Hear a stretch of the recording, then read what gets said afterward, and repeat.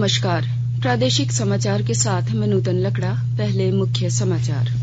प्रधानमंत्री ने धौला सिद्ध जल विद्युत और रेणुकाजी बांध सहित 11,000 करोड़ की परियोजनाओं का किया लोकार्पण।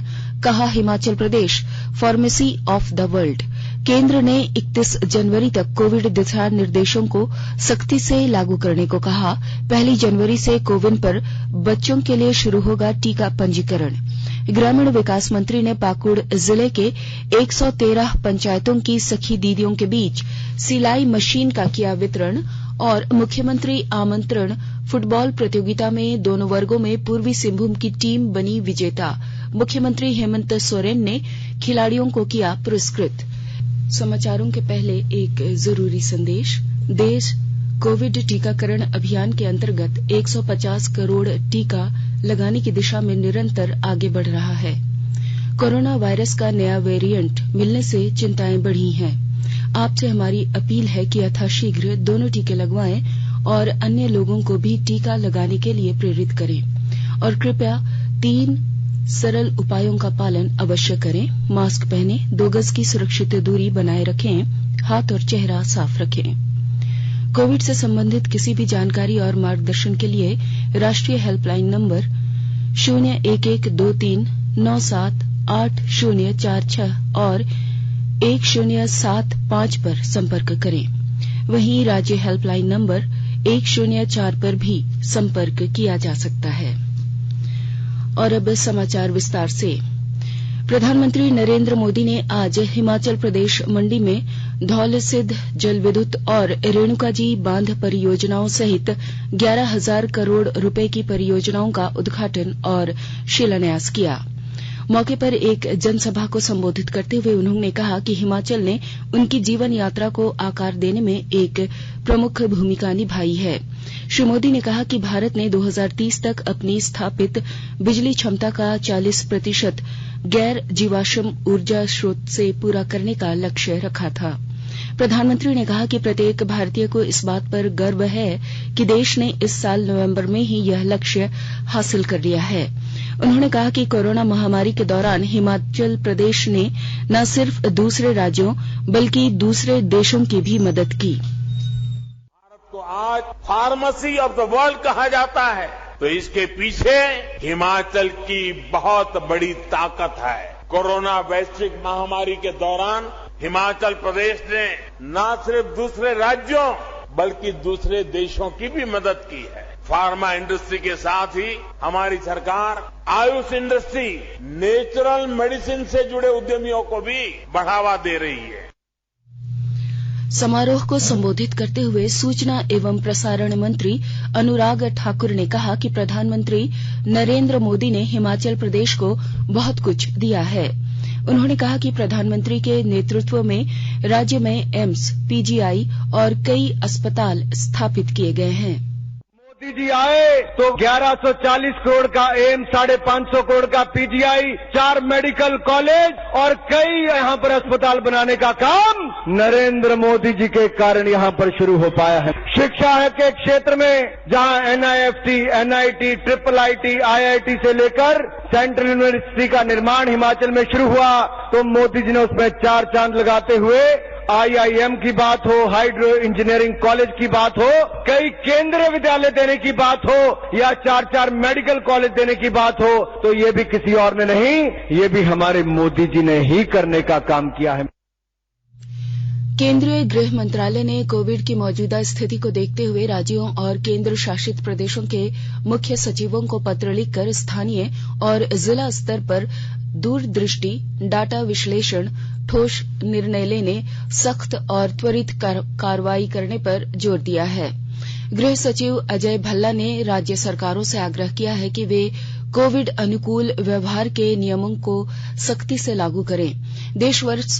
देश भर में अगले वर्ष 31 जनवरी तक कोविड प्रबंधन के राष्ट्रीय दिशा निर्देश सख्ती से लागू किए जाएंगे। कोविन ऐप पर 15 से 18 वर्ष आयु वर्ग के बच्चे 1 जनवरी से अपना पंजीकरण करा सकेंगे। कोविन प्लेटफॉर्म पर प्रमुख डॉक्टर आरएस शर्मा ने कहा कि विद्यार्थियों के लिए पंजीकरण के लिए अलग से एक पहचान पत्र की व्यवस्था की गई है, क्योंकि कुछ विद्यार्थियों के पास आधार या अन्य पहचान पत्र नहीं है। डॉक्टर शर्मा ने कहा कि पंजीकरण की प्रक्रिया के दौरान यह पूछा जाएगा कि उन्हें अन्य कोई बीमारी तो नहीं है, और यदि है तो टीकाकरण केंद्र पर पंजीकृत डॉक्टर द्वारा जारी प्रमाण पत्र दिखाने के बाद ही उन्हें टीका लगाया जा सकता है।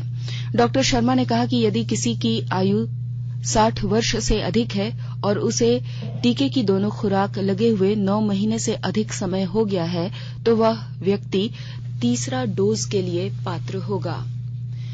नीति आयोग ने आज स्वस्थ राज्य प्रगतिशील भारत पर अपनी चौथी रिपोर्ट जारी की। वर्ष 2019-20 की रिपोर्ट में राज्यों के प्रदर्शन की रैंकिंग की गई है। केरल, तमिलनाडु और तेलंगाना समग्र प्रदर्शन के मामले में सर्वश्रेष्ठ राज्यों में शामिल है। आधार वर्ष 2018-19 से संदर्भ वर्ष 2019-20 में अधिक वृद्धि दर्ज कराने में उत्तर प्रदेश शीर्ष पर रहा। आकाशवाणी के ताजा तरीन समाचारों के लिए आप हमारे वेबसाइट newsonair.com पर लॉग ऑन कर सकते हैं। ताजा समाचार Twitter handle @AIR news alerts और Facebook page All India Radio news पर भी उपलब्ध है। आप प्रादेशिक समाचार एकांश के ट्विटर हैंडल @AIR न्यूज _रांची और फेसबुक, इंस्टाग्राम पेज तथा YouTube channel AIR news Ranchi पर भी हमारे बुलेटिन सुन सकते हैं। प्रादेशिक समाचार आप आकाशवाणी रांची से सुन रहे हैं, और अब पेश है कोरोना से बचाव के कुछ संदेश। कोविड-19 से बचाव और सुरक्षित रहने के 3 उपाय। मास्क लगाएं, 2 गज दूरी है जरूरी, सुरक्षित दूरी रखें, हाथ और मुंह साफ रखें।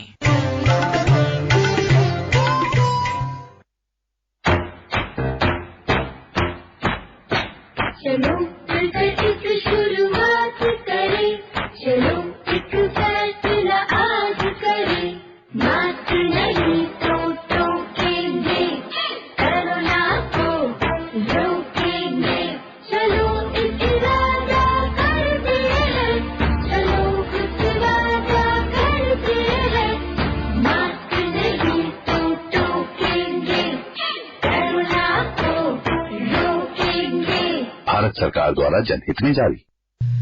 प्रादेशिक समाचार में आपका एक बार फिर स्वागत है। पाकुड़ जिला प्रशासन एवं Jharkhand state livelihood promotion society की ओर से आज हुनर स्टिच टू रिच कार्यक्रम के तहत सिलाई मशीन वितरण समारोह का आयोजन किया गया। ग्रामीण विकास मंत्री आलमगीर आलम ने कार्यक्रम का उद्घाटन किया। मौके पर उन्होंने जिले के 113 पंचायतों की सखी दीदियों के बीच सिलाई मशीन का वितरण किया। इस दौरान श्री आलम ने कहा कि सरकार ने महिलाओं के आर्थिक एवं सामाजिक बदलाव के लिए हुनर योजना को धरातल पर उतारा है। उन्होंने कहा कि महिलाओं की आर्थिक स्थिति मजबूती से परिवार एवं गांव के साथ ही राज्य की तरक्की होगी। कोडरमा जिले में मैट्रिक और इंटर की परीक्षा में विद्यार्थियों के बेहतर प्रदर्शन को लेकर प्रोजेक्ट रैली की आयोजित की गई, और जानकारी दे रहे हैं हमारे संवाददाता। जिले में मैट्रिक और इंटर के विद्यार्थियों का प्रदर्शन बेहतर हो और उनकी परीक्षा को लेकर तैयारी बेहतर हो सके, इसके लिए उपायुक्त आदित्य रंजन की पहल पर प्रोजेक्ट रैल की शुरुआत की गई है। Regular assessment for empowered learning के नाम से शुरू किए गए इस प्रोजेक्ट के तहत हर शनिवार मैट्रिक और इंटर के परीक्षार्थियों का साप्ताहिक जांच परीक्षा लिया जा रहा है। जांच परीक्षा के बाद तुरंत उनकी टेस्ट कॉपी का मूल्यांकन भी किया जा रहा है, जिसके आधार पर यह पता लगाया जा सक रहा है कि छात्रों की तैयारी कितनी हो सकी है। इस संबंध में उपायुक्त आदित्य रंजन ने बताया कि कोरोना काल के कारण स्कूल बंद रहने से छात्रों की पढ़ाई प्रभावित हुई थी। ऐसे में विद्यार्थी परीक्षा में बेहतर प्रदर्शन कर सके, इसके लिए प्रोजेक्ट रैल की शुरुआत की गई है। सप्ताह के हर शनिवार जिले के कई स्कूलों में प्रोजेक्ट रैल के तहत परीक्षा आयोजित की जा रही है। गजेंद्र बिहारी सिन्हा, आकाशवाणी समाचार, कोडरमा।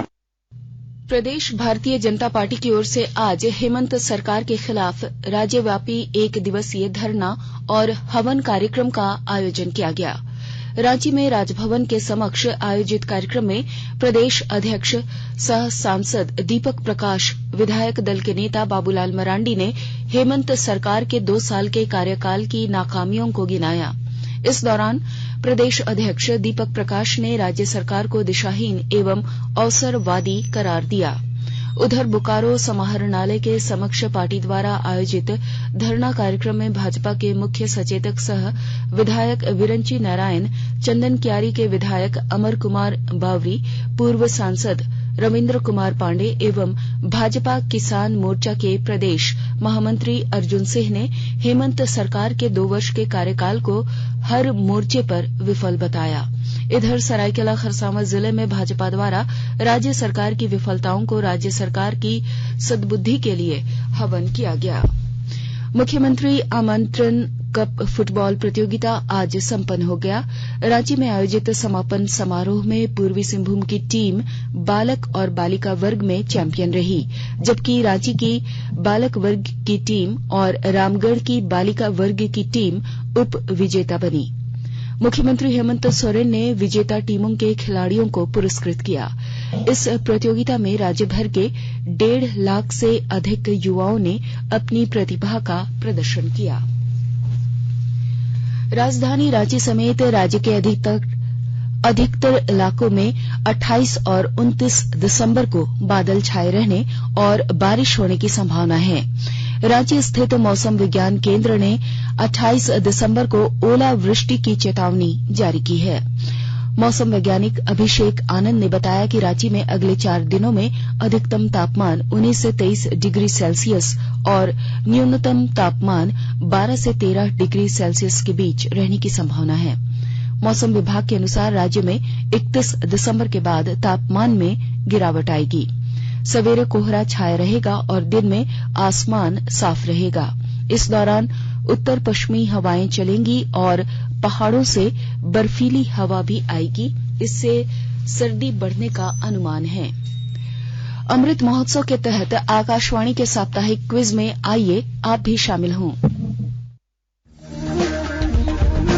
आजादी के 75 वर्षों का पर्व अमृत महोत्सव प्रत्येक बुधवार शाम 7 बजे प्रसारित होने वाले प्रादेशिक समाचार के दौरान पूछे गए प्रश्न का सही उत्तर देने वाले एक प्रतिभागी इनाम का हकदार होगा।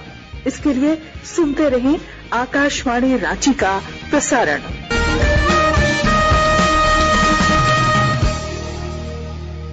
जागो ग्राहक जागो, जागो ग्राहक जागो। आजादी का अमृत महोत्सव के लिए सभी उपभोक्ताओं को शुभकामनाएं। हॉलमार्क सोने की शुद्धता सुनिश्चित करता है। हमेशा हॉलमार्क वाले सोने के आभूषण खरीदें। उपभोक्ता किसी भी शिकायत के लिए कृपया राष्ट्रीय उपभोक्ता हेल्पलाइन टोल फ्री नंबर 14404 पर संपर्क करें। उपभोक्ता मामले विभाग भारत सरकार द्वारा जनहित में जारी। जानो अपने अधिकारों को, अपने हक पहचानो, बेईमानों को सबक सिखाओ, ग्राहक अब तो जागो, जागो ग्राहक जागो, जागो ग्राहक जागो। और अब अंत में मुख्य समाचार एक बार फिर। प्रधानमंत्री ने धौला सिद्ध जल विद्युत और रेणुका जी बांध सहित 11,000 करोड़ की परियोजनाओं का किया लोकार्पण। कहा Himachal Pradesh pharmacy of the world. केंद्र ने 31 जनवरी तक कोविड दिशा निर्देशों को सख्ती से लागू करने को कहा। 1 जनवरी से कोविन पर बच्चों के लिए शुरू होगा टीका पंजीकरण। ग्रामीण विकास मंत्री ने पाकुड़ जिले के 113 पंचायतों की सखी दीदियों के बीच सिलाई मशीन का किया वितरण।